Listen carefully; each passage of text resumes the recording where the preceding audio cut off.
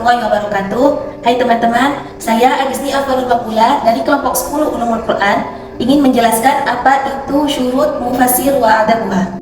Nah, sekarang kita masuk ke pengertian apa sih mufassir itu? Mufassir adalah seorang yang ahli dalam bidang tafsir yang menguasai beberapa peringkat ulum Al-Quran dan memenuhi syarat-syarat mufassir. Seorang mufassir harus dapat menyampaikan dan menjelaskan makna-makna ayat Al-Quran melalui media apa saja, sehingga dengan penjelasan itu bisa menghilangkan keraguan dan ketidaktahuan seseorang terhadap ayat-ayat tersebut.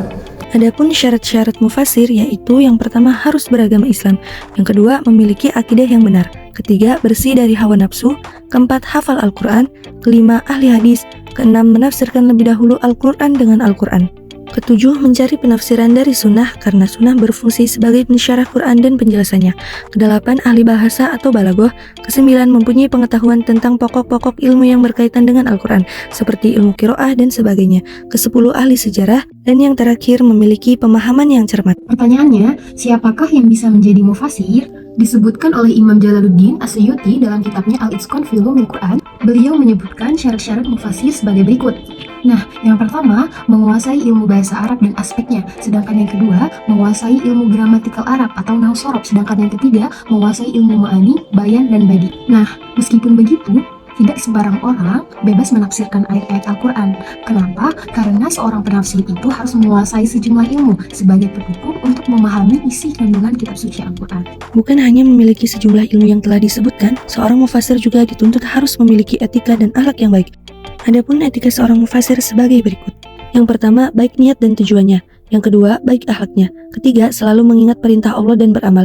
Keempat, meneliti dan memeriksa Al-Quran dan hadis. Jangan berbicara atau menulis selain dari apa yang telah ditetapkan oleh para peneliti, sehingga dengan demikian dia akan terhindar dari kesalahan dalam kata-kata dan salah tulis. Selanjutnya, bersikap rendah hati dan lemah lembut. Keenam, bersikap jujur dan terus terang dalam kebenaran.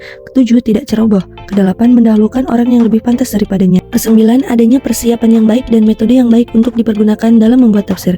Kesepuluh, kesehariannya dihiasi dengan membaca Al-Quran serta mempunyai akidah yang baik.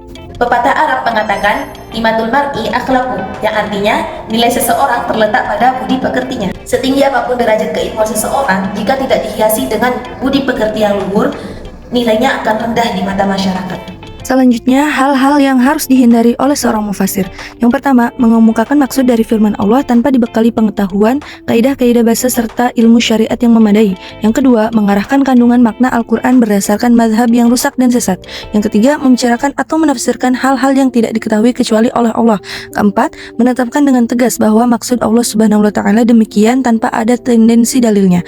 Kelima, menafsirkan Al-Quran dengan menuruti kehendak hawa nafsu. Semua ini wajib dihindari oleh seorang mufassir. Apakah kalian sudah tahu siapa sih mufassir pertama di muka bumi ini? Jawabannya disebutkan dalam surat Asy-Syura ayat 192 sampai 195 yang berbunyi, A'udzu billahi minasy syaithanir rajim.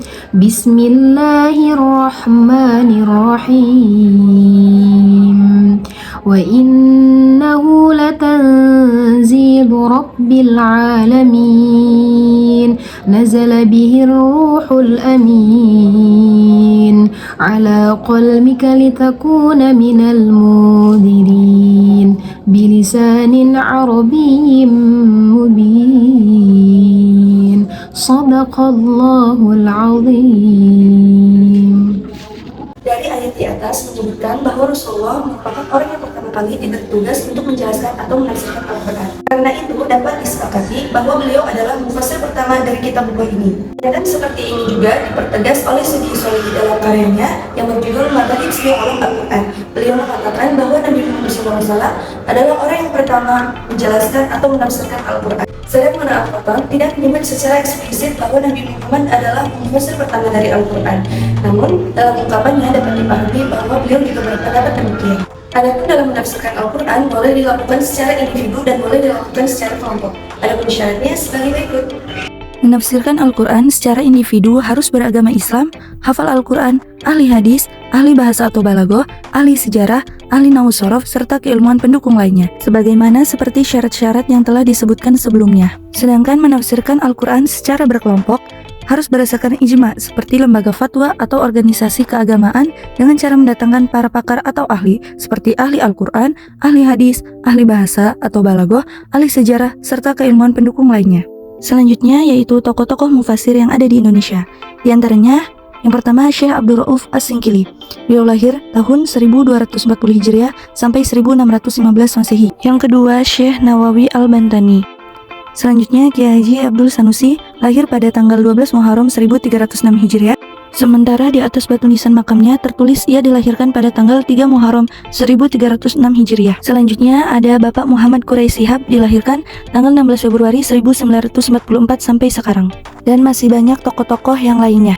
Tokoh mufasir luar negeri diantaranya yang pertama Imam Jalaluddin Al-Mahali, lahir pada tahun 1459, menulis kitab tafsir Al-Jalalain. Yang kedua Imam Abu Ja'far Muhammad bin Jarir At-Tabari, menulis kitab tafsir At-Tabari. Ketiga tafsir Ibnu Katsir, penulisnya Imam Ibnu Katsir. Keempat Imam Al-Qurtubi, lahir di Cordoba, Andalusia, Spanyol pada tahun 1214, menulis kitab tafsir Al-Qurtubi, dan masih banyak yang lainnya. Kesimpulan, jadi, mufasir ialah seorang yang ahli dalam bidang tafsir yang menguasai beberapa peringkat berupa ulumul Al-Quran dan memenuhi syarat-syarat mufasir.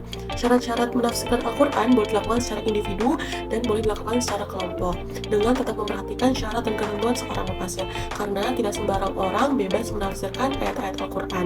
Selain itu, seorang mufasir harus selalu menjaga etikanya seperti pepatah Arab mengatakan, Kimatul ma'ri akhlakul. Nilai seseorang terletak pada budi pekertinya. Seorang mufasir akan selalu bergaul, bersinggungan, dan memfokuskan objek kajiannya terhadap kitab suci Al-Quran. Demikian beberapa hal yang dapat kami sampaikan pada penjelasan syurut mufasir wa adabuha. Kami dari kelompok 10 pamit undur diri. Siang-siang pergi ke kota. Jangan lupa beli alpukat. Demikian presentasi kita. Semoga bisa bermanfaat. Wassalamualaikum warahmatullahi wabarakatuh.